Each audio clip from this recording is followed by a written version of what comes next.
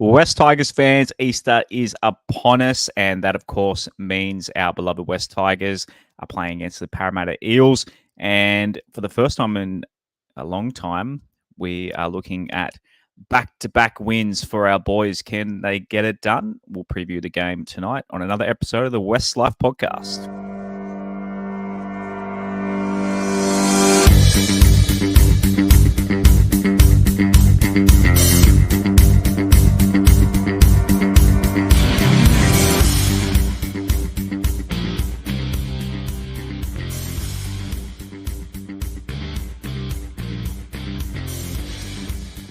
Welcome into another episode of the WestsLife Podcast. I am your host, Josh Barnett. We are brought to you by Holman Barnes Group, the best place to watch the game live and loud. If you're not heading out to CommBank Stadium on Monday afternoon, is West Ashfield, and they will have it up on the big screen. So thanks to Holman Barnes Group for supporting the show again. If you'd like to support the show as well, please go to @WestsLifePod on Instagram and Twitter. And on those accounts as well, you'll find a link on the profile pages to everything we do, including a big, bright purple button. We'll talk about our new partners just in just a moment. Someone else coming on board with the show. And I know Robstrdamous, just quietly, very, very excited about this one in particular. If you want to support the show, patreon.com/WestsLife. And shouts to everyone joining us on the stream again. And thank you for coming back after a big, big Monday. 2 hours we were on the air on Monday evening. So we appreciate everyone in the last 48 hours listening. If you listen to the whole 2 hours of us going on and celebrating, look, it was a happy, happy occasion. But, we appreciate everyone joining us on that. So I'm excited to do. Probably not going to be 2 hours tonight. I promise. I promise it won't be a 2-hour episode tonight. Aaron, you're probably not going to last 2 hours. So we'll try and get it done. But how are you this evening? Looking forward to another West Tigers game this weekend. Yeah, g'day Josh, g'day Rob, g'day everyone watching and listening. Yeah, I can tell you straight up, I'm not going to survive 2 hours tonight after the day I've had. But yeah, I'm super keen to get to the game on Monday. Very much looking forward to it. I think it's going to be a bit of a warm one on Monday as well. So have to see how that factors into things. Yeah, as a little bit under the weather at the moment. And Robstrdamous, welcome in on another Wednesday night. How's the blood pressure and the heart rate rather, since Monday night? Have we calmed down looking forward as opposed to looking back to a magical night at Leichhardt Oval? Yeah, I'm loving my week. I'm loving life. I'm glad we're not 0-2. We're 1-1 for the first time in a few years. A lot of positivity going on. I got no expectations, but I just know now that we're capable of winning games and we're capable of playing a style of football that deserves to win games. So really excited, happy for the fan base. A little bit upset the Leichhardt Oval talk, sort of distracting from what was a great victory, because it really was a great victory. It's probably the standout, performance of the round from any team, given where we've been, given what we've gone through. I'm just excited. I hope we can win. If we were playing, the Strathfield Wombats, I'm going to tip the Strathfield Wombats because I just don't like jinxing my team. So is that a real team? Yeah, so no, it probably isn't. But don't get offended when I never tip the West Tigers, because every time I tip the West Tigers, we lose. Not that helps when I don't tip them, but I'm just not going to ever tip them because I love them too much. Strathfield Wombats. I haven't heard that one. Is that actually a team? No. Oh, okay. I'm going to say I didn't think Strathfield had a team called the Wombats. I think got Strathfield Raiders. We've got juniors. That sounds right. Right. Yeah. Strathfield Raiders are based out here. There you go. Speaking of local, so as I mentioned earlier, if you're not heading out to Parramatta on Monday, the best place to watch the game live and loud is, of course, West Ashfield. They have it on the mega screen. They obviously kick off at 4:00. We're previewing that game this evening, and lost my train of thought. Then, the restaurant. So they didn't actually ask me to talk about this at all, but I did see it on the socials today. They're redoing the restaurant next weekend. And congrats to was it Kathy that won our $50 dining voucher this week? I don't think it was Kathy. It was Kathy. It was definitely a lady. Kim. Sorry, I got my K's mixed up. Sorry, Kim. Kathy is probably watching in the comments as well. Got excited. Well, yeah. West Ashfield might need another. Submit a form. Submit another form.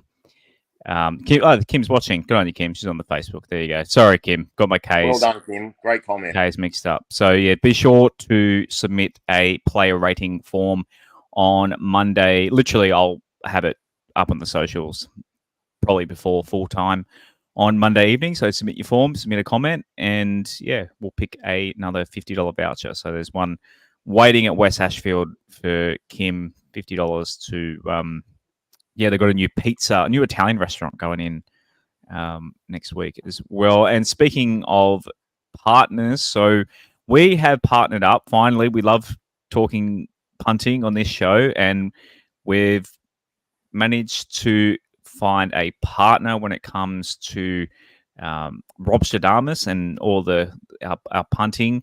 Chasebet.com.au, they've come on board. So if you I mentioned at the top of the show, if you go to our link tree, so you can find that also. Remember, if you go to westtigers.com.au, so not West Tigers, incorrectly spelled West Tigers without the S, and you'll find a big purple button.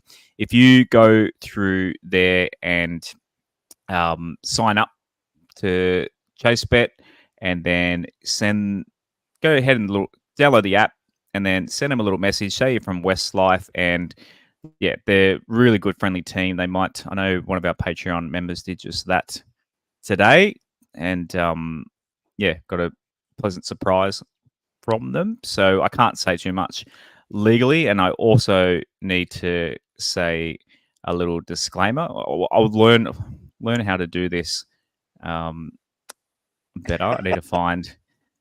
There's a lot of things that we can't actually say when we're talking gambling, but yeah, Robstrdamous, why I look for that. Very very happy to finally. Yeah, we talk a lot of punting on this show, and to make a partnership with ChaseBet, how good? That's fantastic. And as you said, I think the people that join when they follow that link will be pleasantly surprised. And I've had a look at their app, and put a very small deposit in just to check it out. And it looks very familiar with some others as well, so quite easy to use. Yeah, definitely. It's a great app. So imagine what you could be buying instead. For free and confidential support, call 1-800-858-858 or visit gamblinghelponline.org.au. Gamble responsibly.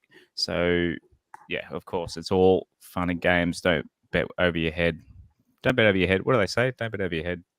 Bet with your head, not over it. I'm just loving that. I'm just loving that as you just read that disclaimer out, you didn't light up in flames, Josh. So well done.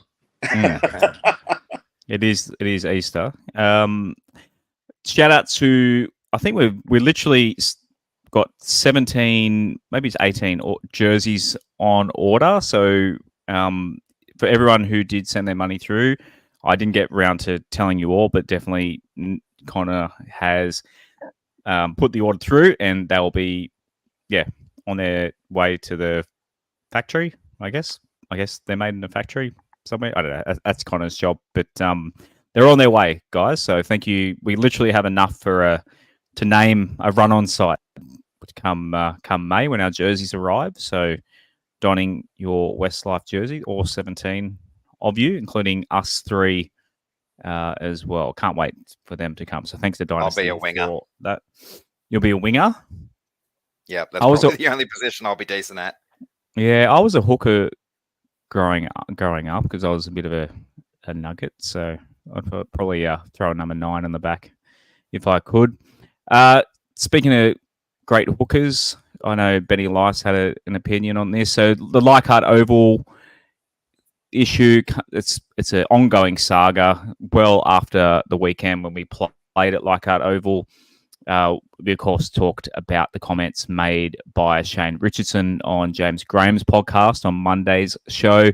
Well, Premier Chris Minns has come out and poured fire on that. He said, "I appreciate that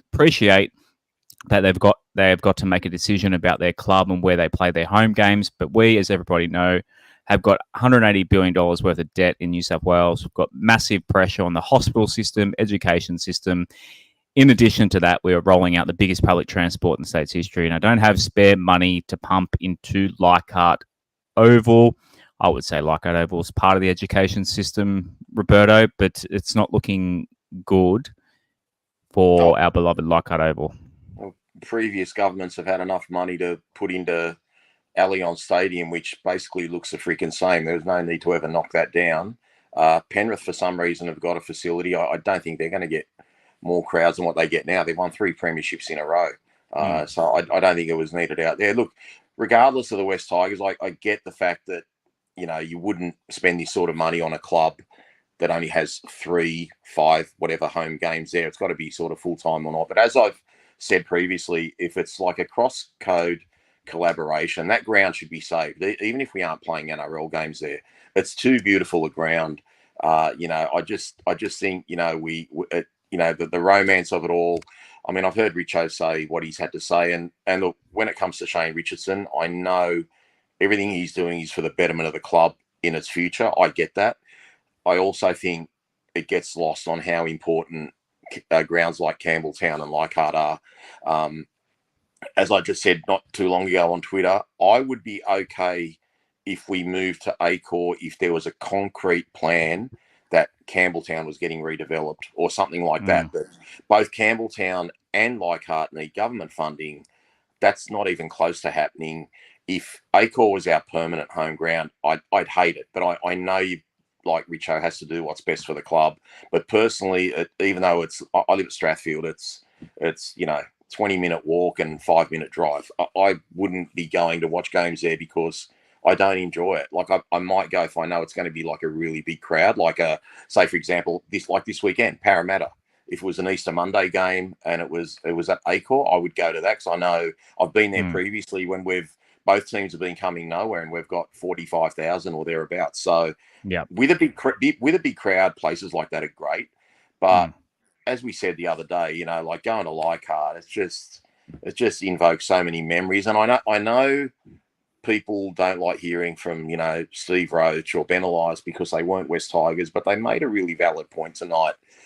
All the players from the Balmain Tigers and the West Magpies, like you've got 200 years of history there, basically, to just totally ignore that and say who cares what they think or what they do. I think that's just a little bit harsh. And when he was saying tonight, in particular, Steve Roach, that they don't get invited to West Tigers games, and this week they've actually been invited by Parramatta to attend a West Tigers game. I think there's just something wrong with that. And look, Richo's been there 5 minutes. I don't know if he cares to fix that up or wants to fix that up, but I know personally from having spoken to Steve Roach, I got to go to it was a combined dinner. It was basically the West Magpies team of the century, Balmain Tigers team of the century, West Tigers best ever combined team out of both those clubs back in the early 2000s. And straight up, guys, when Balmain was dropped, I dropped everything. I didn't go to West Tigers games in 2001 and what have you. Like, I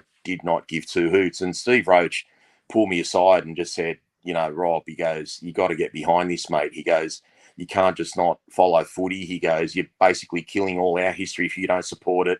Your kids should be supporting this. So the reason I go for the West Tigers is because of Steve Roach. So when I hear current West Tigers fans say, well, who gives an F about Steve Roach, or these blokes aren't West Tigers legends, they're Balmain Tigers legend, I kind of take offence to that, because I wouldn't be a West Tigers supporter if it wasn't for someone like Steve Roach putting some common sense into me and saying, wake up, mate, just don't kill a tradition and a history and, you know, something your dad would have wanted you to keep going with just because you got the shits or you're having a salt that the Balmain Tigers don't exist anymore. So, look, there's a lot to sort out with that whole history. But, yeah, I just, off the bat, you can't spend $40 million on Leichhardt to play 5 games. It has to be for multiple codes. We need all these codes to get together and basically say to the government, this is what we'll be using for. This is how many games. I think, Josh, you might have pointed out we had something like, 53 games there of different codes last year? So 83. Or 83, was it? Okay. Darcy, that's what, according to Darcy Byrne. Yeah, that's what he said on the radio the other day. I saw you put something on Twitter yesterday or today. I noticed. I didn't pay attention to the numbers. So it obviously you and your Panthers fans. Yeah, but I just laugh at the part about, it's bad for parking and bad for this and bad for that. Tell me one suburban ground you go to where it's bad for parking, and then go to Acor or try and go to Allianz. Like if I do go to Allianz, when I have gone in the past, when it was SFS, I haven't been there since. I used to park at the school just after you cross, what is it, South Dowling Street or something. Yeah, Sydney boys. Yeah, $15 or whatever it was. $15 and I'd walk 15, 20 minutes to the ground because it's an absolute shit fight to get out of there. At least it takes me a long time to walk to my car, but once I get to my car, I'm out of there. So I just don't think now, which is good. There's no perfect solution, guys. There's absolutely no perfect solution. Richo wants us to be financially viable. I get that. That's what our previous CEO wanted as well. And I know he's done that previously with South as well. He took him out of Moore Park, brought him to Acor. If it happens, it happens. And it doesn't mean I'm not going to support the West Tigers. It just means I'm not going to go to as many games. And I'm sure there's plenty of West Tigers fans out there that will love Acor and want to go there. And that's great. For me, I still feel like I'm sitting a mile away from the game, and I have to look at the screen anyway to see what the hell was going on. So I may as well do it from the comfort of my own home. 100% agree with that. Yeah, Leichhardt Oval, the experience overrides, and a lot of people have come out and said that. I think Peter V'landys knows that because he's come out and said, look, if the council want to sell us the ground, maybe they can. Look, I'm not smart enough to know if he can do. I know Peter V'landys will sometimes speak things into existence, like during COVID. He's like, we're going to be the first code back up and running, and he literally went and done it. So I don't doubt that he wouldn't. Well, Josh, you might not have heard it. There's half a chance to do that.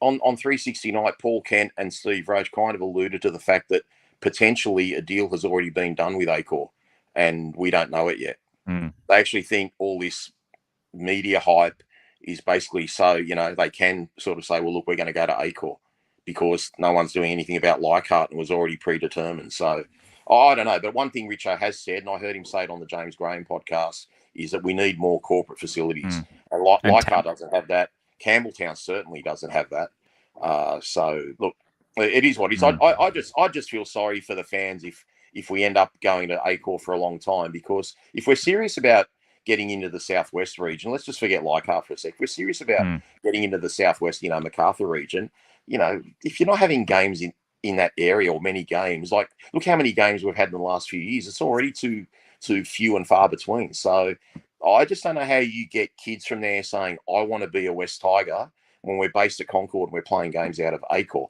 But one thing I do know, Shane Richardson is smart enough to work that out.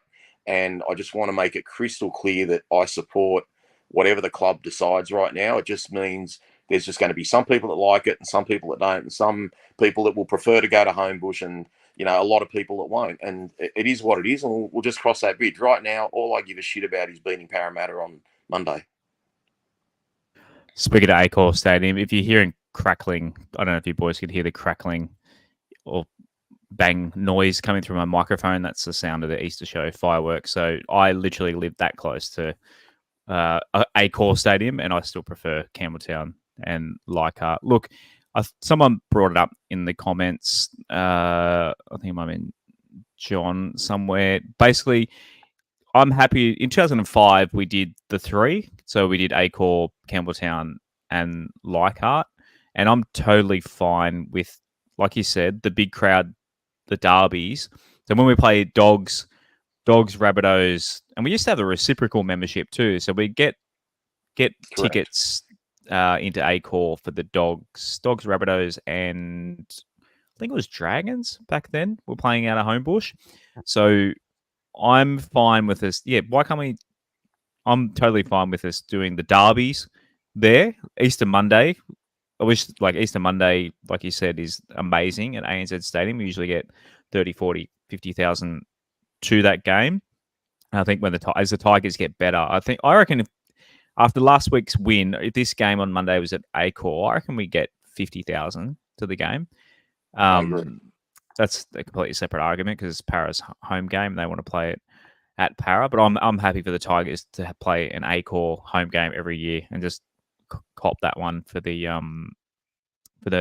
Monday, and then play the Rabbit. I know it's the Rabbitohs' home ground, but do the Rabbitohs really have a home ground advantage if we play our home game at Accor? Not really. So they might, Josh. That was their home ground, so they might. They play a lot of games there. But it's not like we're playing at Redfern Oval. It's not an equivalent of Leichhardt for them. Like Leichhardt Oval is it.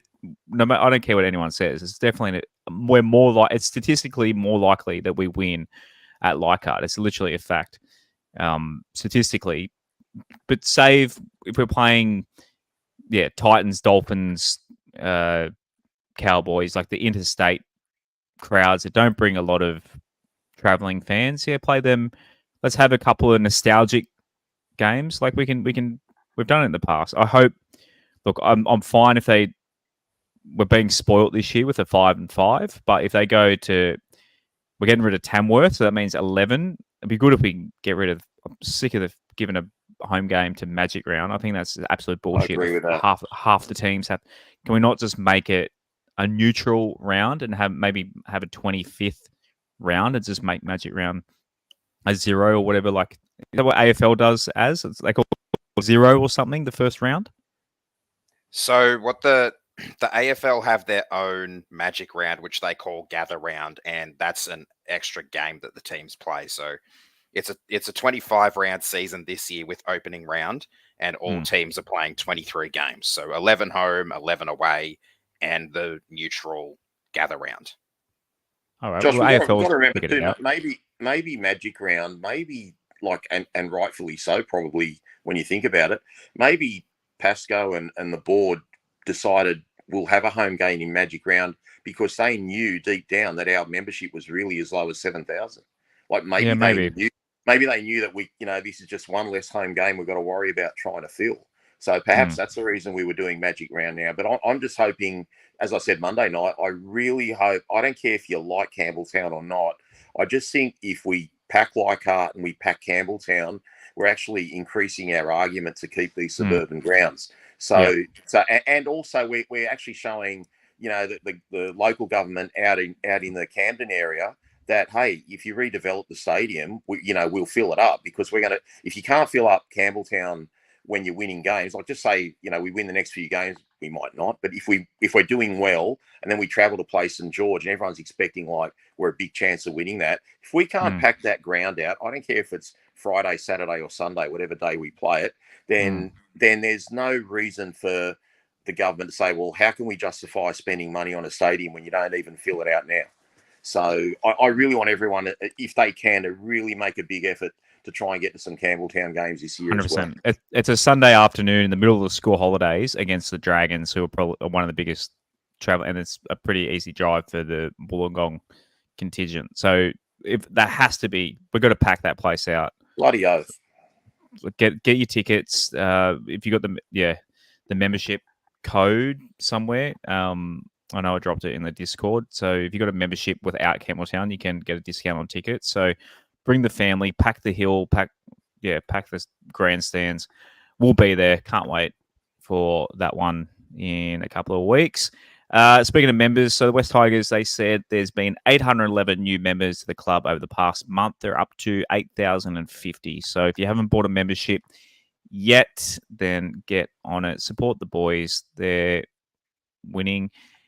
They've won a game. So I know a lot of people. How many wins are we going to get for people? The people who are saying, I won't join until they start winning. What is it? 2 in a row, 3 in a row? What will that threshold be? The thing that will suck for them is they get season tickets. You missed a Leichhardt game, you missed a Campbelltown game, you lose the value in your season ticket. So jump on now. Unless they start decreasing the cost a little bit after some games have been played. Might be pro rata. Right, let's preview. Let's get to Monday's game. And oh my God, this is one of the best backgrounds I've ever seen from a guest. He might be a Parramatta fan, judging by that is a look. I mean, blue and gold for me is my basketball team, so I wouldn't mind a room of a different blue and gold. But Troy, coming from the Para Cave, that's sensational. That wall you got behind you. Introduce yourself, Troy, and how are you this evening? Look, I'm going well, fellas. Thank you very much for having me on your show. Really appreciate it.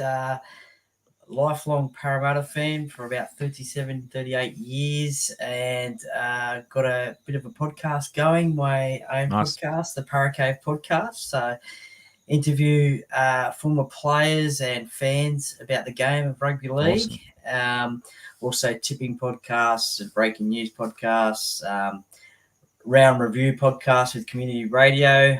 Beautiful. I've even interviewed a few ex-Tigers players as well. So, oh yeah, which ones? Jimmy Jack, Paul Sirenen. Nice. They're probably the two biggest ones that I've interviewed from the Tigers. They've been on this show. They're legends. Legends, absolutely. That's awesome. I guess there's quite a few. Rob, can you think of any? As well, trying to think of West. Obviously, Hodjo is a big one. Paddy Richards, Joel Reddy. Any other Para Tigers combos across careers? We've got a few right now. Ryan Madison, Kelma Tuolangi, Joe Offengawi, Mitch Moses. Yeah, so I think between Para, Manly, and the Tigers. Yeah, probably, of course. Yeah. Yeah, one going the other direction for a change. Yeah. Troy, can I say unlucky, mate? Because your last premiership was 38 years ago, and you said you've been following him for 38 years. So I'm guessing you haven't seen a premiership yet. Did you like the match? Did you like the match that burned down the stadium? I was too young to do that, but I probably could have been playing with matches at that age. But no, that wasn't me. But that was actually my first real visual vivid memory of watching Parramatta play was the grand final. So in 86. So we've come close a couple of times. We should have won it in 2001, 2009. We won't talk about that. 2022. Well, I don't think any side was going to beat Penrith on that day, although we gave it to them for about 15 minutes. But that was about it. So yeah, it'll happen. Don't worry. Troy, is your man cave the one that I might have seen on the Fan? Haven't been on the Fan, but was it another NRL show? I'm sure I've seen your man cave on TV. Yeah, it has featured on Sterlo's show back on Fox back in the day. Okay. 2022 got a bit of coverage as well with the grand final during that week as well. So it's been on a few shows, Channel 10 shows as well. Yeah, I knew I'd seen you before somewhere. I just wasn't sure where. Yeah, that's goals, right? Obviously, in a different team, but goals right there. I need to make a Tigers cave one day. Right, if you're feeling up to it, are you able to run us through the West Tigers team list for Monday's game? Sure can. So fullback is Jareem Buller. Wingers are Charlie Staines and Junior Tupou. Solomona Fa'atape and Justin Olam in the centres. Lachlan Galvin and Aiden Caesar are the halves. Stefano Utoikamanu and David Clemmer are the props, with Abby Coruscant, the captain, at hooker. Isaiah Papali'i and John Bateman in the second row, with Fanua Pole at lock. Jaden Sullivan, Alex Seyfarth, Asu Kapoa and Samuela Fainu make up the bench, with Justin Matamua 18th man, Latu Fainu, Alex Lobb, Brent Naden and Talon De Silva in the reserves. Obviously, the big one there, Rob, I think it's the only change this week. Kepaoa in for the concussed Twally. A bit of that was a surprise to see that come Tuesday afternoon. Yeah, look, we're very short of middles in our squad. There's obviously a big case for Matamua to be there, but to replace a middle with someone who's basically played an edge is a little bit risky. So you would think that Samuela Fainu will probably get a little bit more time in the middle. Just for anyone that is wondering why Sione Fainu isn't there, he's injured. Also, Jakey Simpkin, just in case you're thinking of a backup hooker, he's injured. So I don't know if there's going to be any late changes, but yeah, I mean, let's just hope Asu Kapoa can do what Alex Seyfarth did last week and go from an ordinary performance in trials to a great performance like last weekend. As if you were Benji Marshall, who would you have replaced Twally with? I probably would have gone the Matamua path there. I think that probably made the most sense. I'm just really worried about Asu Kepaoa and the sort of role he plays. I feel like given the loss of Twal, Matamua probably would have been the better choice to fill in for him there. Yeah, it's odd because obviously Jaden Sullivan, I was going to say maybe he doesn't use him, but that would mean that he has to use Jaden Sullivan at some point. It's a weird one. Not having we effectively played with 15 men last week, guys. Twally only played 18 minutes, and we didn't. You could, no offense to Sullivan, you could tell Benji just wanted to make sure that game was absolutely in the bag before he put Sullivan out there. So we played with 15 men. I mean, the great thing is we've got basically a 9-day break to the game, so the boys would well and truly have been rested up. But I just think it's a really big ask to go with 15 men to play every week. But that said, I would believe Benji Marshall's got enough faith in Kepaoa to give him a lot more time, than what obviously Twally was. Wasn't allowed for to only have 18 minutes. So I'm sure Kepaoa will get bigger minutes. But, yeah, with Sullivan, unless there's an injury, I don't see him coming on till the last 10 or 15 minutes again like he did last Saturday night. We're not going to be able to play with 15 players this week, though, because of the fact that after this game, we have a 5-day turnaround to playing the Dolphins. So you can't play 15 players and then expect them all to back up after such big minutes, especially the forwards, after such a short time. And it's going to be pretty warm on Monday too. So, it's going to be some sore legs to recover. Troy, as a neutral, did you see our game against the Sharkies on Saturday night? I did. It was very impressive. Obviously, the Sharks got off to a good start scoring the first try, but then you guys just blew it away. Very impressed with the way you guys played. Whether that could have been the Leichhardt factor on a Saturday night, who knows? Very impressive. Yeah, definitely. I think it was. Yeah, look, the Leichhardt factor I think is worth maybe 5 to 10%. Maybe it's even less. But in the comp like the NRL, 5 to 10% can be the difference between a big win and a loss. Especially like that 5 to 10%, I feel like is the West Tigers when they don't have anything to play for. Like they turned up on Saturday night like they had something to play for, and they really lifted for the game. Whereas in years past, the last few rounds, they don't turn up to play. They're kind of out there playing, and if you're not up for it in the NRL, it's when the pendulum swings the other way. So the Leichhardt factor a little bit, but the boys just came out like they had a point to prove. So hopefully Monday, changes. A bit of an injury update. So Alex Twal should be back next week. Jackie Simpkin got concussed in Cup. He should be available next week as well. Sione Fainu is due to come back. They did name him. Last year Fainu was named. Yep. On the extended bench. Stafford Toa is still a few rounds away, although Fada Ape doing his best to secure that centre spot. He played pretty well Saturday night, and then Adodwaihi, obviously, late June is when he is due to come back. Right, as run us through the Eels of Parramatta. Will do. Captain and fullback is Clint Gutherson, Mike Acevo and Sean Russell on the wings, with Will Penasini and Morgan Harper in the centres, Blaze Talangi and Dylan Brown in the halves, Regan Campbell-Gillard and Junior Paolo are the forwards, with Joey Lussick at hooker, Sean Lane and Bryce Cartwright in the second row, with Jermaine Hopgood at lock. Luca Moretti, Ryan Madison, Joe Ofahengawe and Kelma Tuolangi are the bench. Ofahiki Ogden is not I think is Bailey Simonson 19th, 18th man maybe. 22. 22. Okay, so Ofahiki Ogden is 18th man, with Wiramu Greg, Brendan Hands, Makahesi Makatoa, and Bailey Simonson in the reserves. I think I said this last time we played against him. Did any relation to Tony Gregg, Wiramu Greg? Same spelling. Has he got a silly hat? I think one's South African, one's Kiwi. So, I don't think so. But good South to African, see South African that played for England. But Rob, who it's still a pretty good looking side. Obviously, no Mitchell Moses there. Is that the Mitchell Moses factor for you? Does that give you a little bit more confidence in our boys? You're on mute, Rob. It certainly makes it easier, for us. It's going to be a hard game, don't get me wrong, but I mean, you take a playmaker out of any team and they're definitely going to be weaker. And I think also the fact that it gives Dylan Brown more of an organisational role, because Dylan Brown is such a devastating runner of the ball. That said, Parramatta, like any Brad Arthur team, is just so tough.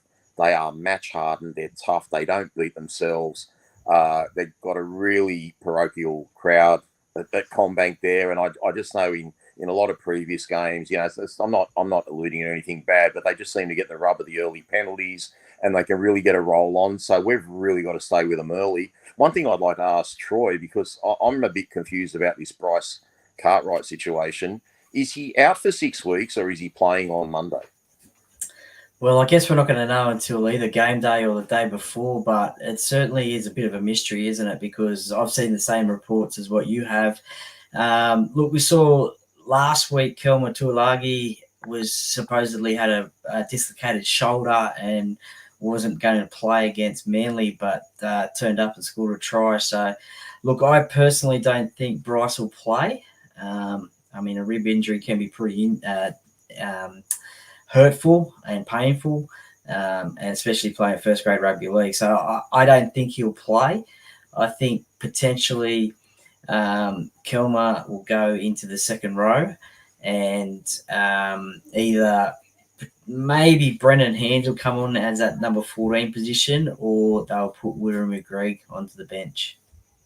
Okay, so Matto's in that middle rotation, isn't he? Like, because Matto can play on an edge. Yeah, so I'd probably leave him on the bench as well. There has been talk that he may start as well, due to the fact that you got the young 5'8" there, Blaze, and Dylan as well. But as a bit of a bodyguard, so to speak. But I think I'd probably leave him on the bench as well. Does Ryan Madison demand overtime if he plays more minutes? Well, yeah, maybe. I think he's got that out of his system now, but I think. Just a quick shout out to I actually played basketball with Bryce's brother Ben. I saw he actually got engaged today, so shouts to Benny Cartwright getting engaged today. He's a legend of a guy, and I believe their dad just got appointed president of St Mary's Rugby League. So yeah, big week for the Cardi family. And that's obviously going to be a big Cardi party somewhere, sometime. Yeah, I saw that on Facebook earlier. He actually used that terminology, the Cardi party incoming. So, yeah, congrats, Benny. He's probably not listening. He's not a Tigers fan. But it's pretty funny as looking at that bench, literally 3 out of 4. We're talking about ex-Tigers. I'm trying to think, how will we sneak? Is Zach Sandy still in your system? Could you sneak him onto the bench? New South Wales Cup centre, New South Wales Cup centre. Yeah. I loved him. How is he doing? I miss him. He was a bit of a cult figure for us, especially after we beat the Dragons. The debut. In that game, in his debut, yeah. He was a legend for a whole week. Yeah.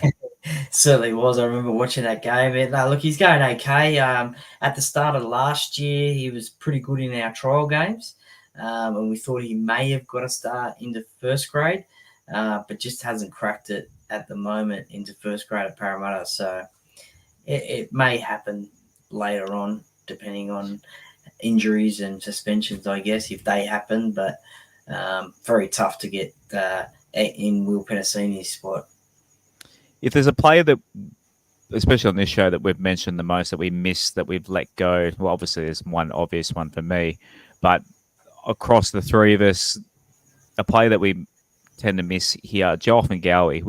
We're big fans of Joffa on this show. How has he been for you guys so far this year? So far this year, he's been impressive. He's been starting the games with Junior Paolo coming off the bench. So he's been starting. So he's been pretty impressive, solid. We didn't really see the best of him, I don't think, when he transferred last year. I think suffering from injury. So, but definitely this year he's started pretty well, and as I said, started the game instead of coming off the bench. So I think that'll probably still happen this weekend as well. I think Junior will come off the bench again. I mean, I don't know why he would change a winning formula, but some people say that Junior will start, but I think Joe will.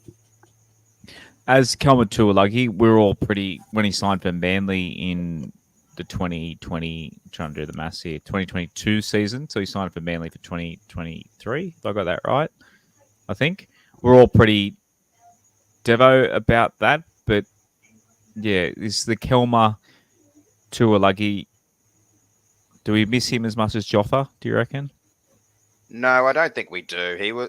I think the thing with Kelma, and it's a similar situation to a couple of our ex-players that are over with Manly now, like Tommy Talau, where their defence was a massive liability. And I think Kelma proved while he was at Manly last year that his defence was still a liability. But I've noticed the one thing that Brad Arthur's been really good at is working on those players who haven't been good defensively at other clubs and turning them into better defensive players. Would you agree with that, Troy? Yeah, for sure. I mean, we've seen that Brad is a pretty good development coach, and turning, I guess, fringe first graders into regular first graders and even representative players. So Kelma has been he was one of the standouts, I thought, in the trial games, and he got rewarded by getting the start against Canterbury in round one, and he's kept his spot for the other two games. So as I said before, I think we all thought he might have been gone for a few weeks with that shoulder, but he was back next week. So, look, he's looking good. He's looking fit. He's big, pretty mobile. Scored a good try on the weekend. So, yeah, I'm pretty happy that Parramatta have picked him up. Rob, is there anyone that we haven't? I know you dropped out for a little bit there, but is there someone in the Eels side that you think is going to give us a bit of trouble? I'm not sure who you guys have mentioned, but definitely the way Junior Bolo was offloading the ball last weekend, he was an absolute machine. And that's the thing I find with Parramatta, and this is going back the last 2 or 3 years, when Parramatta just promote the ball like hit and offload, they can beat anyone. But I just find a lot of Brad Arthur teams, when they get to the semi-finals, they seem to tighten up and they don't play their natural game. If the Eels play their natural game and produce offloads like they can, we're in for a world of hurt. So definitely Paolo. Look, obviously Dylan Brown will still be a threat. I think a great matchup is going to be Talagi, the new kid that played centre last week for them, that's 5'8", up against his former Westfield's teammate in Lockie Galvin. So that'll be a great matchup. Obviously I'm going to back the Galvinator. He's just the best young kid I've seen in a bloody long time, guys. He might not be the fastest bloke in the world, but he is our future. He literally is our future. I'm so excited about this guy. And I'm just expecting big things and that's going to be a tough matchup. But look, one matchup I'm not keen on is Sivo against Charlie Staines. I think that's a real size mismatch. Hopefully Sivo's been on the Big Macs and the beers the last few weeks while he's been on suspension, and he needs a gallop. Yeah, Gutho's always good for a meat pie against us. Look, I don't think the fact that Moses is out means we're going to win at all. But I know if we play our best, we can win. Whether that happens on Monday, I don't care. I'm just happy that I've got a team that I believe can do well now, and I believe in Benji. And the fact that Benji can shoot 4 over on Saturday morning at Concord Golf Club and win a game Saturday night gives me a lot of confidence as well. Well, that's an exclusive. I think we can put all that to bed now about being a part-time coach. So look, there was a lot to like about what we did last Saturday night, guys. It was only one game, but I just feel like there will be plenty of wins when we're on. But it's obvious that our depth is really tested now, having Kapoa come in. I really think he didn't have a choice unless he debuted someone, from position 21 to 30, and I don't think he wanted to do that. I don't know what the issue is with Matamua, why he didn't get a start. Perhaps there could be a late change come Sunday. We don't know, but in Benji we trust, guys. And Benji, like said at a press conference, we've got to back it up next week. He that was the one thing he did say in that very short press conference, that we need to back it up. Yeah, I'm thinking maybe Fainu. Could Fainu come in? Is he hiding a debutant outside the side? Fainu. Well, if Latu comes in, you can't have Latu and Sullivan on the bench. So he's a half, I guess. Yeah. One thing I would say with Sullivan, if Sullivan only gets another 10 or 15 minutes again, we need to put him back to cup to get his fitness up. He can't be playing 10 or 15 minutes every week and still be in peak fitness. He's going to need a full game with someone at some stage. So that's just something to worry about in a week or two from now. Righto, Statsman, what have you got for us this week? Well, this is the Easter, what's been a traditional fixture now for the last 9 years. This is the 10th year. The record as it stands, Parramatta have beaten us in 5 out of 9, and we've won the other 4. So this is the game where, after a decade of Easter Monday fixtures, we can even the ledger at 5 apiece, and I think that's what the goal is going to be, and looking forward to hopefully a really cracking game of footy. So I got the stats for previous matchups, so I should have made it a bit bigger. My old eyes. Someone called us old and middle-aged in the comments. I saw them. I am turning. It certainly applies to me. Yeah, 36. My eyes are starting to go. So just trying to work out the Easter. So last year we lost 28-22. We obviously went to that game, boys, and that was, I thought, of all the games, that was obviously the day that Adam Dwayne went down with the injury, and I thought before he went off, we did all right. And of course, the year before that was the field goal to Jackson. Was it Hastings or Brooks? It was Hastings. Yeah. Hastings. Yeah, Brooksy was the highlight of the year. The low light of mine. I did a lap around my backyard, Troy. I still remember seeing the video footage. The security. Let's hope that happens again on Monday. In 2021, it was 36-22, in front of 29,000 people at Allianz. I can't really remember that one. I'm trying to think. Maybe I'll block that one out of my memory. So obviously in 2020, we didn't get our Easter clash, unfortunately. We're in lockdown for Easter. That year, 2019, we lost.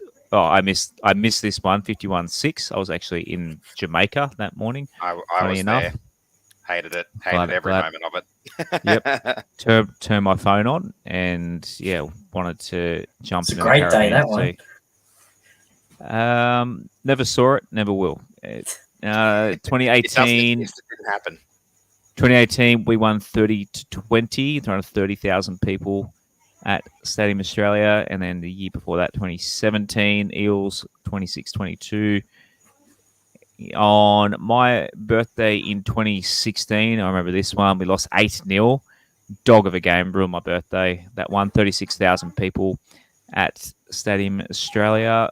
6th of April in 2015, we won 22-6. So basically, in 2014 was the Brooksy. I remember that one well. Brooksy's intercept try, and we won that 21-18. So basically, it's bounced back and forth, Troy, this Easter matchup. Yeah, you get one, we get one sort of thing. The last couple of years. You got us last year, we got you the year before. So it's always a good, apart from 2019, it's always a pretty decent contest. Yeah, for sure. I mean, this is always, I guess you could call it a danger game for Parramatta. I mean, most recently, I guess you could call them the favourites going into this game every year, but it's certainly a danger game, and probably a good thing for us is the fact that you guys won last week. So you guys need to back it up and get that win. But as you said, very close contest. There was a 31-30 there. 21-18, as you said, and one of the memories I remember from one of these games was the Pat Richards try in the corner to seal the game off I think it was James Tedesco chip kick into the corner. Ugly little chip kick going in. Yeah, it wasn't the best, but ended up with the result. But just want to get your guys' thoughts about this. And what about if this game was played at Accor every year, and to get those 40, 50,000 people crowd, considering that the Easter show is next door. And I guess the fact that each club would probably have to, I guess, give up a home game each year, and then do the reciprocal membership rights. So each team's members get in with their memberships. Do you think that'll make it like a spectacle, an event, one of the games that obviously both these fans, both our fans, would circle on the calendar to get to? We obviously, I think you missed the start of the show. I think you joined, hopped on just before we chatted, because obviously the whole Leichhardt talk, we talked a lot of stadiums, and Accor, Rob is predicting that an Accor deal is probably already done for us to go back to playing games at Accor. And I said that I'm happy for us we'll shout the Easter Monday if we have to. I'm happy for the West Tigers to host Easter Monday every year, and pack the place. Yeah, it's literally every time we play at Allianz Stadium, it's 30,000 plus pretty much. So I'm happy. What's the capacity of Para? About 30? Yeah, 30,000, and I think on Monday, I think if it's not close to that, then there's something wrong, because I mean, you guys had a win on the weekend.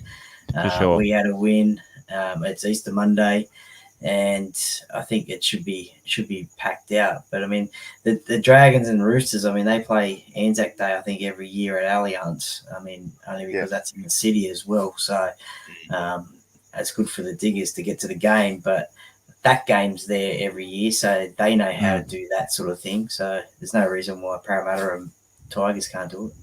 I like you said, Troy, because I think it's a very fair idea that you give up a home game every second year, and it's at the same venue. And I don't know if the crowds, you got the crowd totals up there, Josh, but that I do. That Brooksy intercept, wasn't it like a 40 to 50,000 crowd that day? 50,668. I was one of them. So I remember being there in the away section using my member ticket and sitting on the opposite side to where the cameras normally are, up high in the nosebleeds. But luckily I was with a whole group of Facebook Tiger friends that day. There was about 30 or 40 of us. It was packed. It was a great atmosphere, and both teams were going pretty crappily as well. So to get that sort of crowd was amazing. And as Troy said, the Easter show is a big factor as well next door. Like people make a day of it. The game day experience, if you can go in and out of the Easter show in between the game, which I have done before when we played these games at Monday. You go after the game finishes at 6 o'clock, and you go watch the entertainment and the fireworks. It's a great day out with the family. Like, why not? We've got to have these big events in the NRL. Like, we always have the AFL fans sticking it to us that we don't get big crowds. We need to have these things to showcase that rugby league fans do actually go and watch games. Well, don't get me wrong. If Leichhardt's not around in a couple of more years, I mean, I think every game will be played at CommBank Stadium anyway. So, yeah, I hope not. I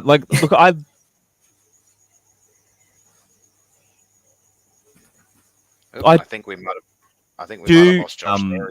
It's very convenient stadium. It's we're having. Can you hear me now, boys? We're taking turns, and we've got some audio issues with you, Josh. Can you hear me now? Yeah, I got you now. Yep, heard that. Yeah. I lost my train of thought. Now we're taking turns and shit internet tonight. It happens every. There's a tradition on this show, Troy. That the live stream, you need a supercomputer to basically run smoothly on this thing. We'll go to Robstrdamous anyway, and we'll as I try and think of what point I was trying to make there. So Robstrdamous, we are obviously sponsored by Chase Bet now, as I mentioned earlier in the show. So Chase Bet are actually going to create markets for us too. So we're going to have a chat with them week to week, and they're going to be able to put up bets for everyone to get in on. So when Robstrdamous puts his bet of the week, they're actually going to create a actual button for people to go in and actually a market is probably a better word. A Robstrdamous market. Yeah, so you can actually go in and we can all get in on it. This one isn't yet because we've obviously only just started this relationship. But what are you thinking this week, Rob? I like the fact that it's back in the boys this week. Yeah, I think I've got to start doing these ones, especially with our new sponsors, where we're doing something with the Tigers every week. So just to play it safe, I've gone with the +8.5. I've got Dream Buller as an anytime try scorer, and I jacked the line up a little bit, and I've gone on the unders. I just can't read the total that I put there. 9.5. Okay, I'll open the Chase Bet app and I'll see what they've got at the moment. Yeah, you can work that out.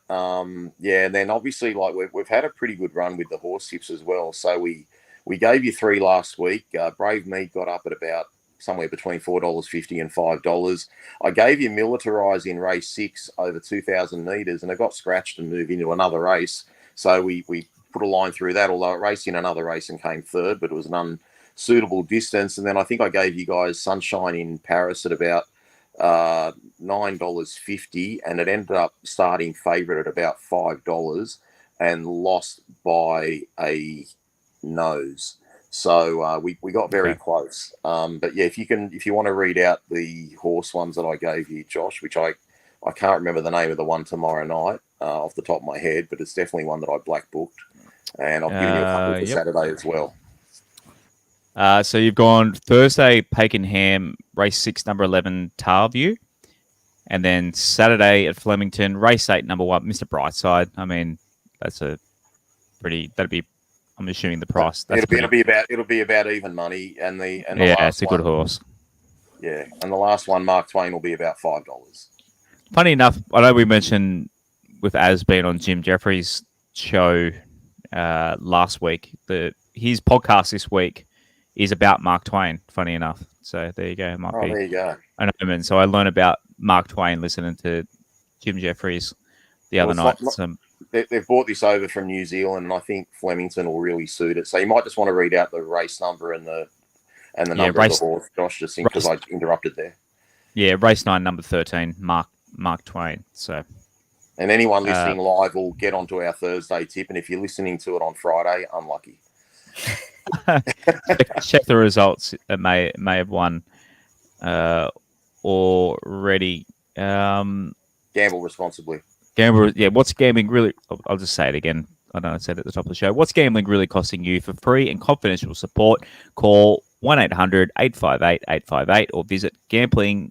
We better get this right. gamblinghelponline.org.au. So yeah, go to if you want to find how to get onto the Chase Bet app and support our new partnership. If you go to the link in our Instagram or Twitter pages, so our link tree, little link there, or westtigers.com.au, you'll find a big purple button to click on there. So sign up through there, and then send the guys a message, say we sent you, and help support your boys and go from there. And there's also, if you're watching this on YouTube, I've got a QR code up there. So if you're watching on your phone, I guess you can't do this, but if you've got it up on your TV, point your camera at it. I sound like someone called us middle-aged before. I sound like a bloody middle-aged person talking technology here.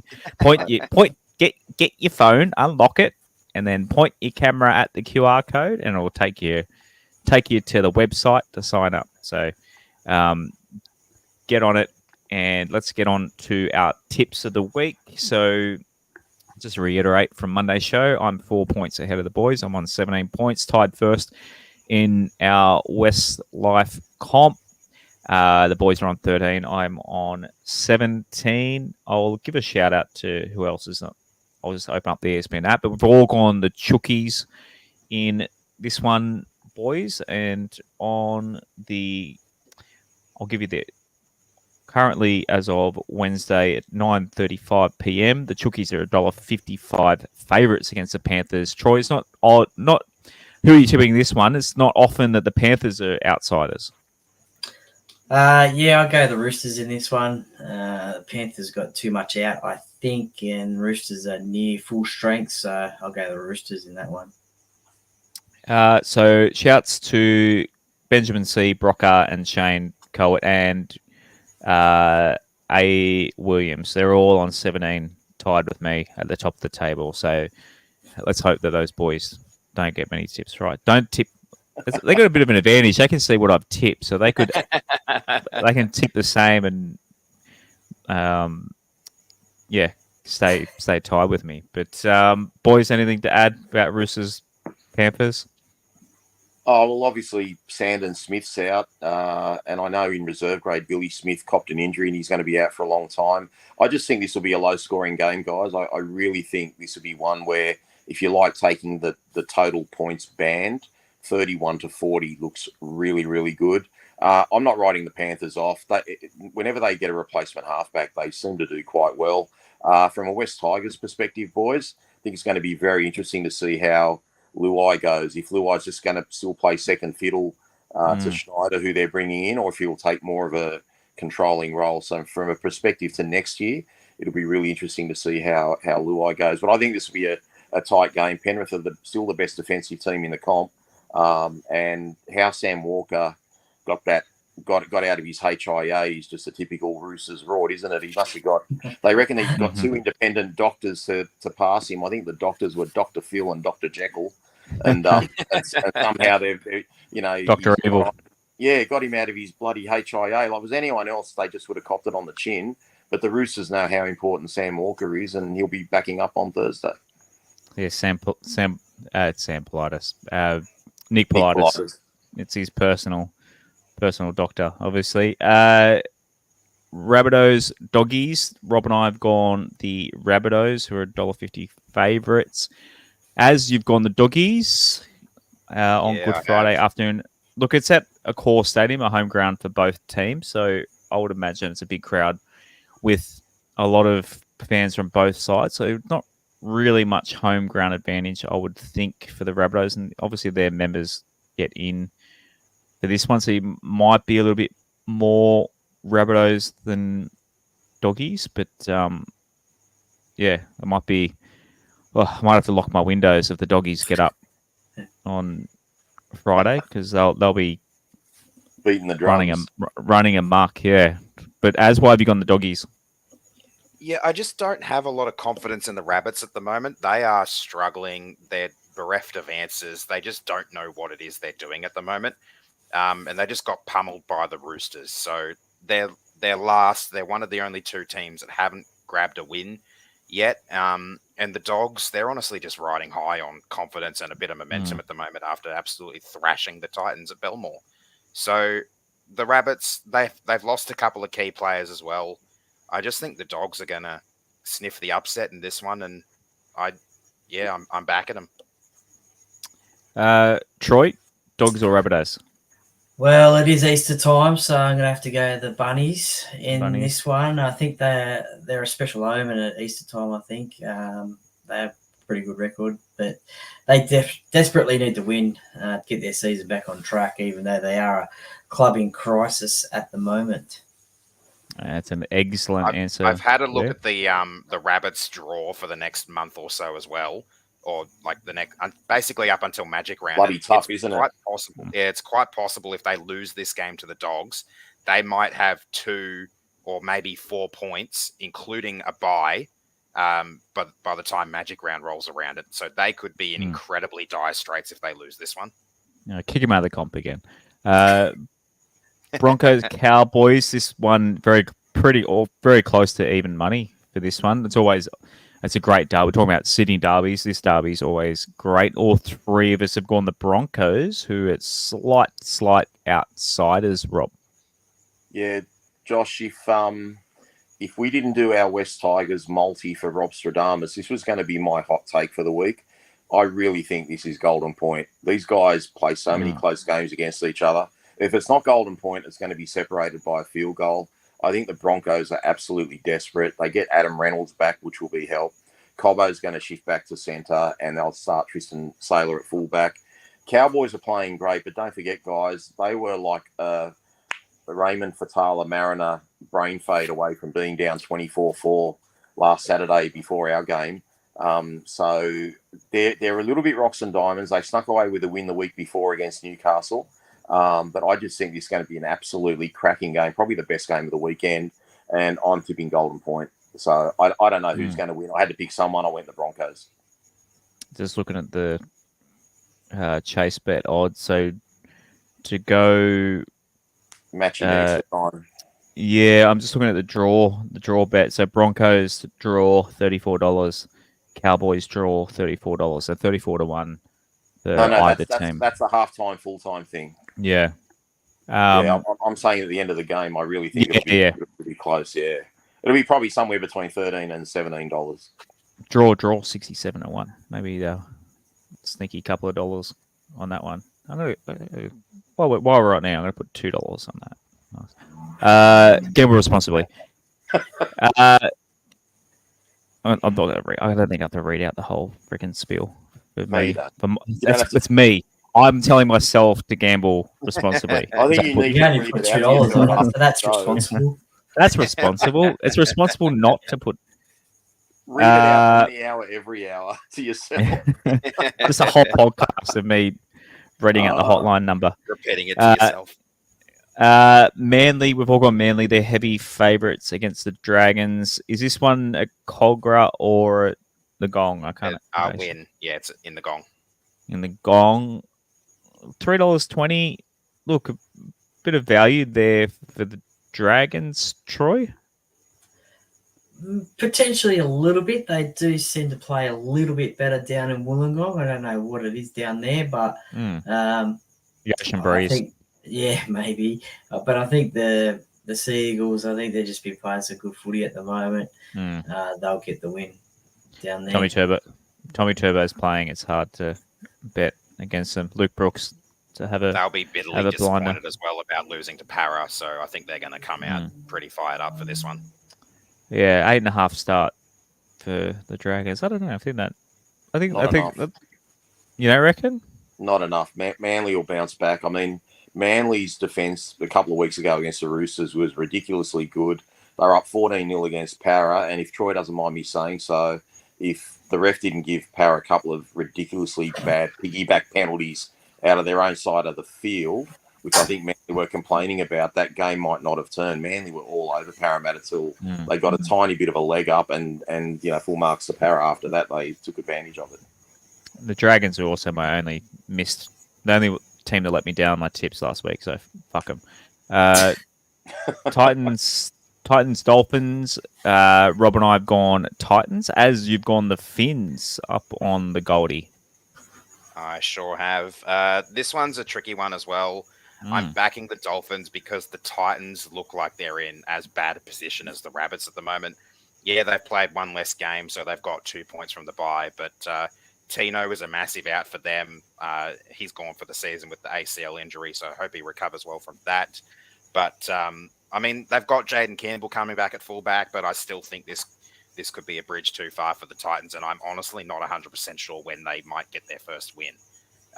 Things look to be in dire straits for them, and I think they are a legitimate chance for the Spoon now. So I think the Dolphins will take this one.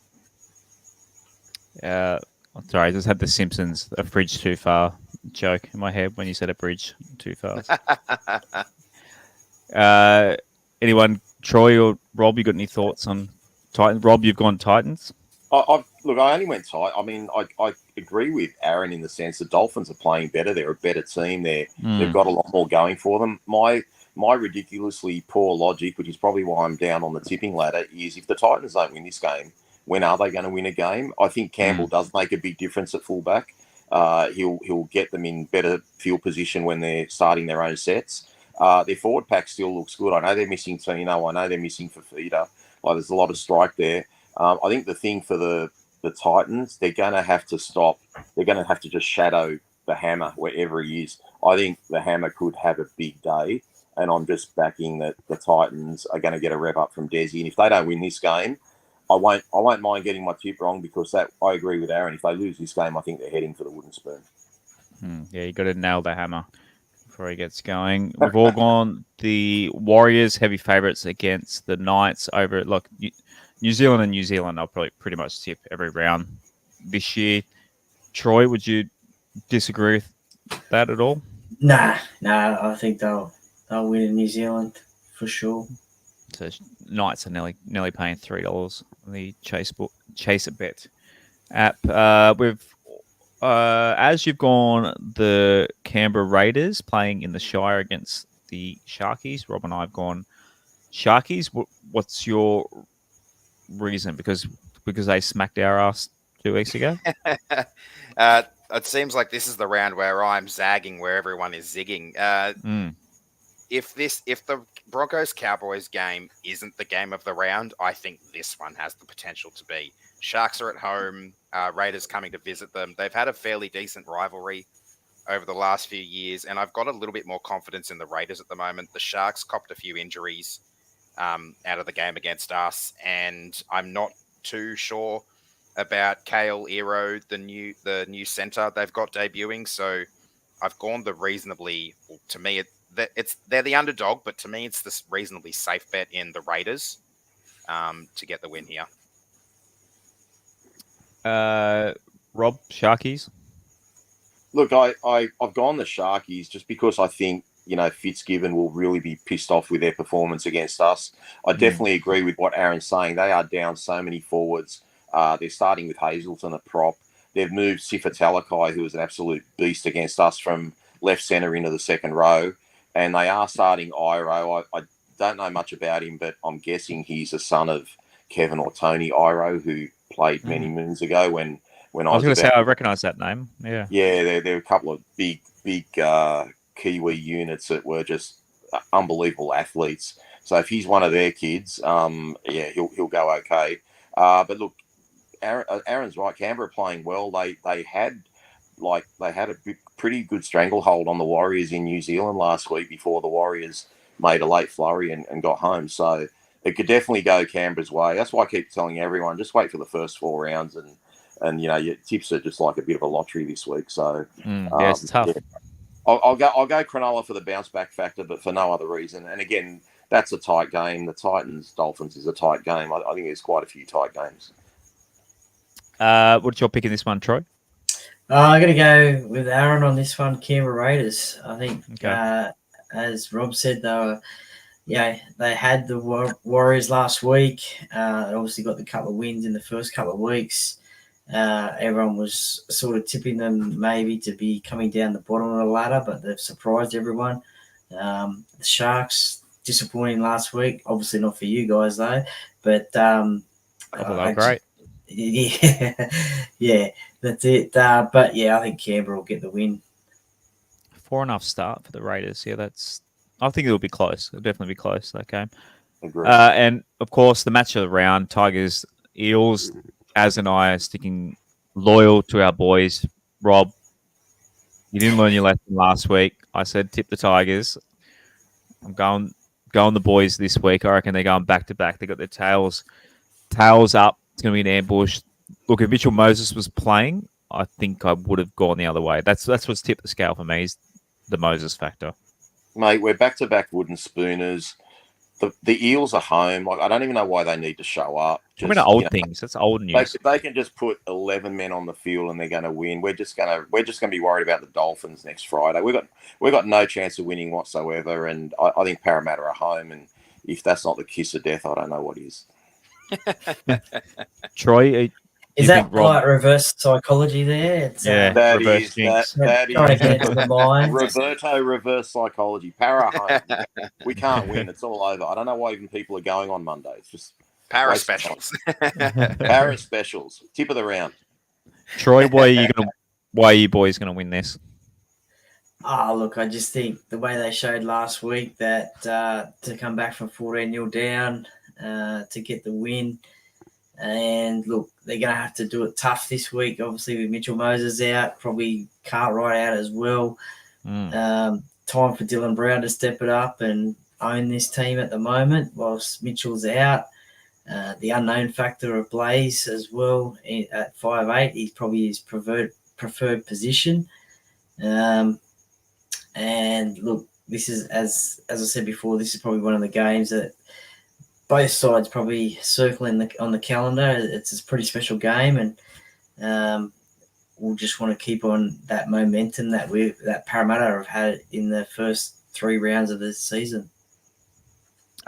Troy, just on Blaze, what did you make of his debut game? For me personally, I liked what I saw, ball in hand, and I think he's got a lot to offer in the halves there. Obviously, I haven't seen him play in that position yet, but he does look like he could be a bit of a liability defensively, based on his performance in the centres. Although that could be a little bit more on Morgan Harper than on him. Yeah, a little bit of both. Could potentially be with Harper, but I think he did have a few deficiencies in defence early on in the game last week. But then I think he sort of, in the second half especially, sort of realised how to defend in the centre position. He pulled off a great tackle on someone who I think made a break and just got past him, and then he managed to take them down. So he'll be better for that run there. And yeah, 5'8" is his preferred position. So last week he was playing out of position. So yeah, he'll go better for it this week. Troy, given that Moses is out and you guys generally play Moses on the right, Dylan Brown on the left, will Dylan Brown still be on the left, do you think, or will Blaze take that spot and Dylan move to the right, or will Dylan play both sides and they'll both play both sides of the ruck? Oh, look, personally, I think Dylan will still stay on the left. He's still got Sean Lane there, and we know that combination from 2022 worked well. Didn't go so well last year, but slowly getting there as well. So I think he'll stay on the left-hand side and Blaze will go on the right. Just looking for just how much Appy Coruscant. I mentioned, I think, I can't remember, it was last episode or the episode before when we were talking about Cronulla. It was a Cronulla Sharks preview, talking about how the one time I missed Robbie Farah's hat trick, and I always backed Robbie Farah to score a try. So I'm just looking for the market for any time try scorer I'm going to get on. While you're looking for that, I'll just point out $4.33. $4.33 for Appy to score a try. I'm going to put a little bit of money, gamble responsibly. Sorry, that's not too bad when that's not too bad when he's already got a try for the year. But the other thing we've got to remember, he should have scored last Para, week. He should have scored last week. I high-fived Rob thinking I won $100. You did, I remember. Yeah, he broke that tackle and passed it off to Olam instead of going himself. But no, but he dropped it. He dropped it over. Dropped it over the line. Oh, that's right. That one too. Yeah, okay.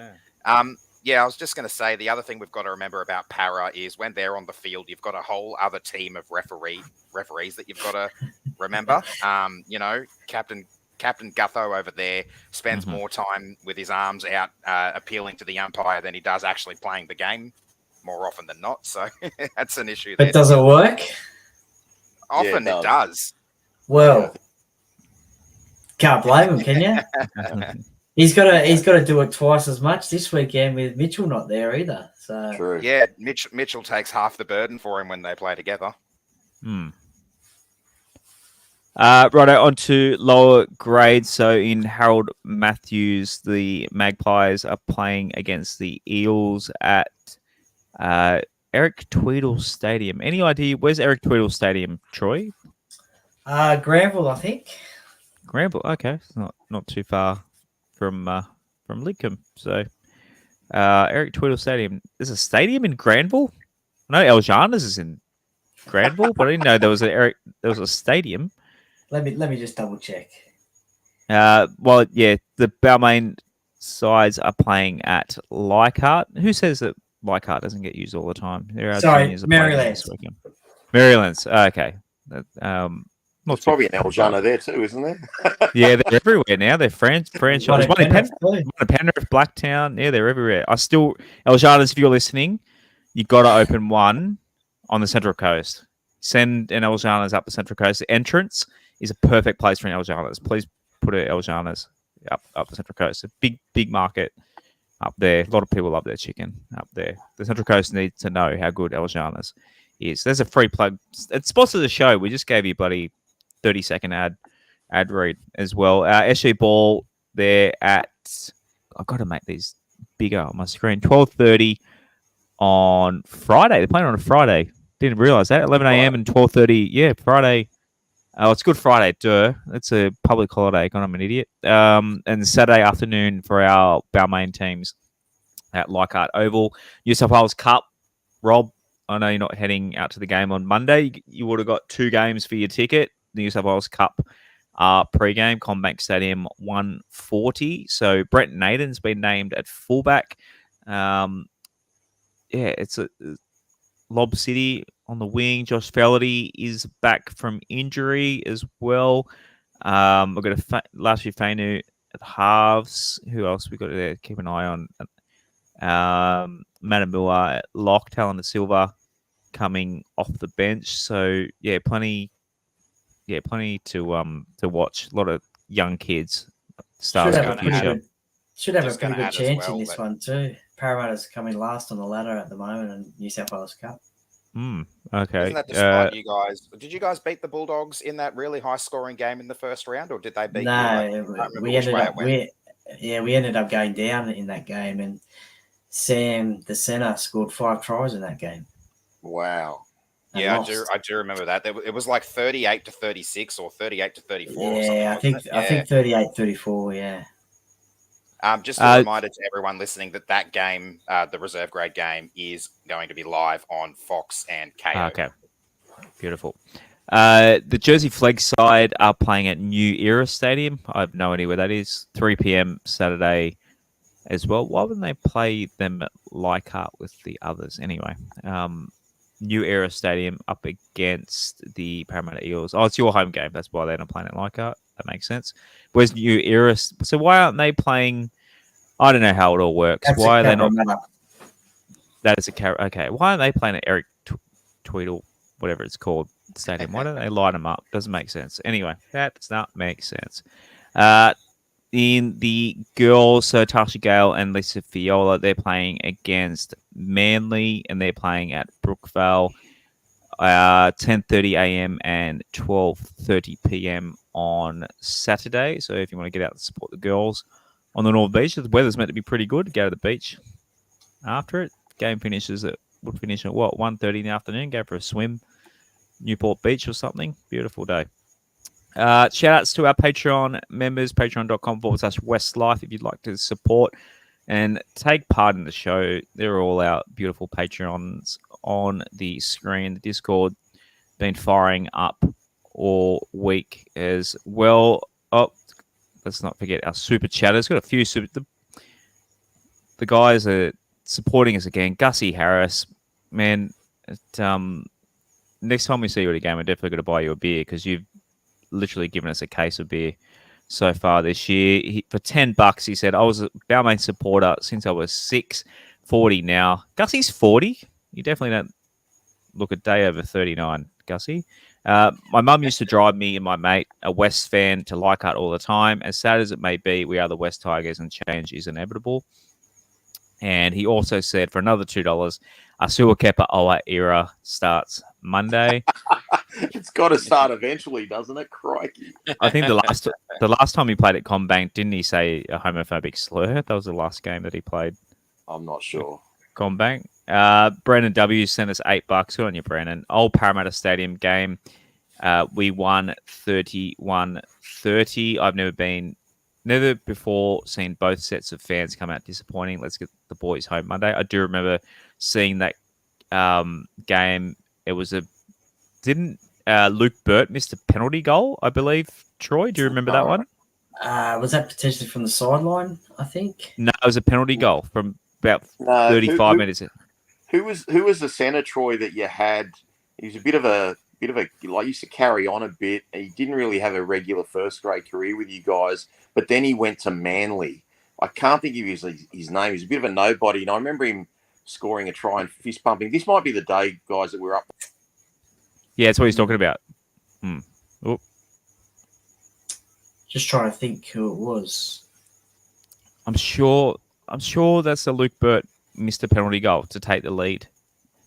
Let us know, Actually, Brandon. Yeah, I think you could be right there. It was a fair way out. I think it was a bit further than 35. I think it was near halfway, I think.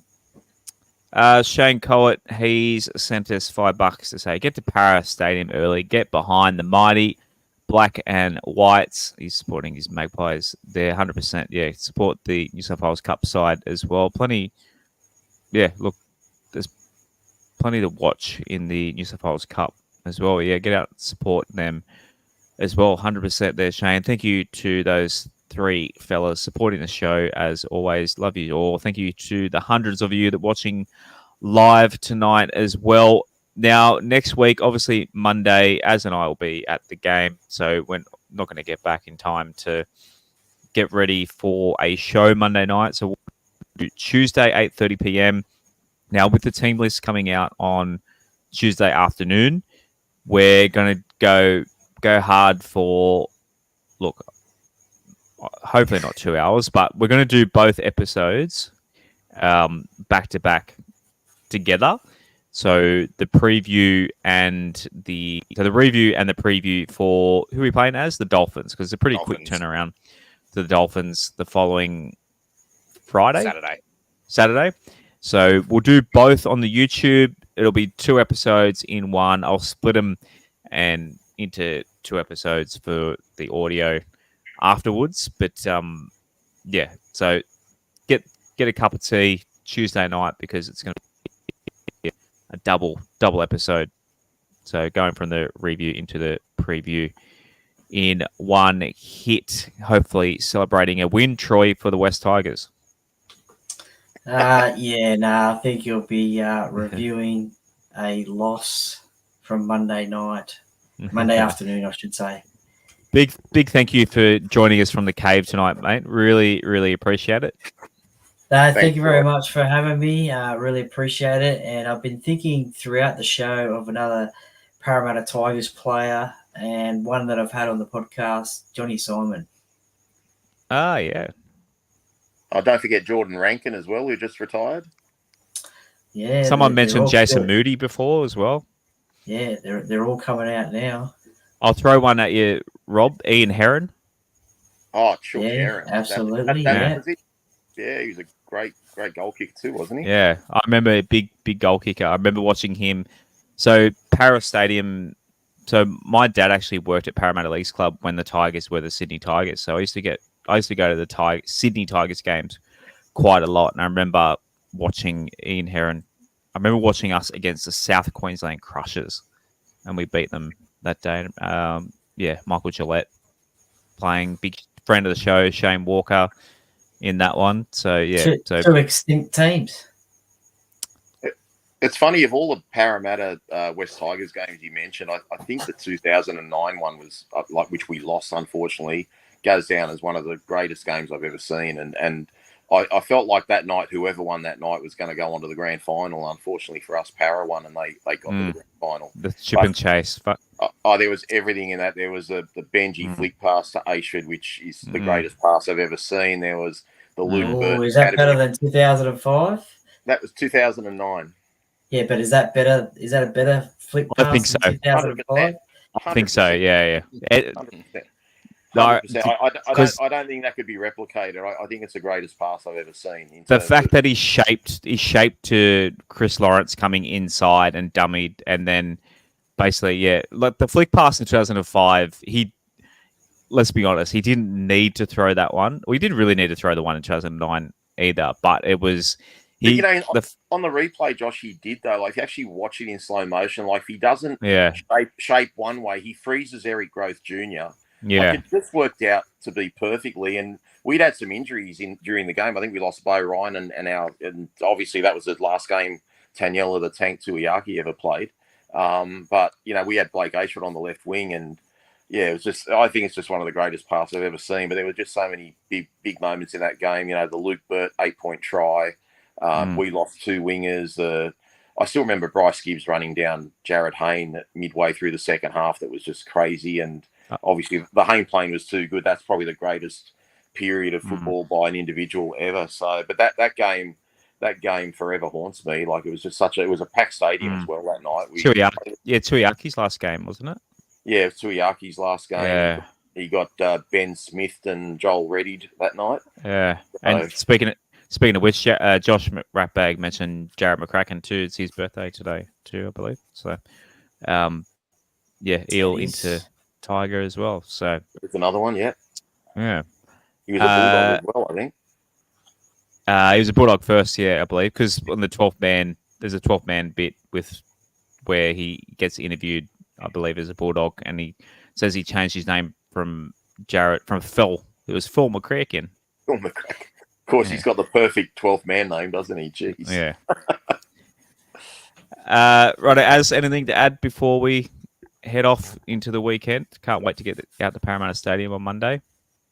Yeah, just a couple of quick things. I'm just really looking forward to the game. I think this is going to be an absolute cracker, especially with both teams coming off wins last weekend. I think it sets up to be an absolute beauty.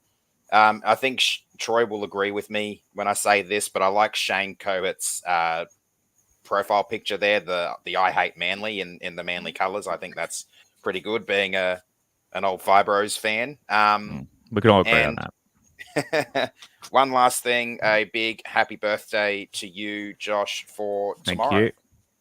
I'm old, as someone said, Happy that birthday. guy said in the comments. He's 36 middle-aged. That means I'm dying at 72, so it's not great. But thank you. Turning 18 for a second time. Double 18. Hey, I've been adult half my life. I'm only 31, and you guys know all about how my body's already calling it quits on me.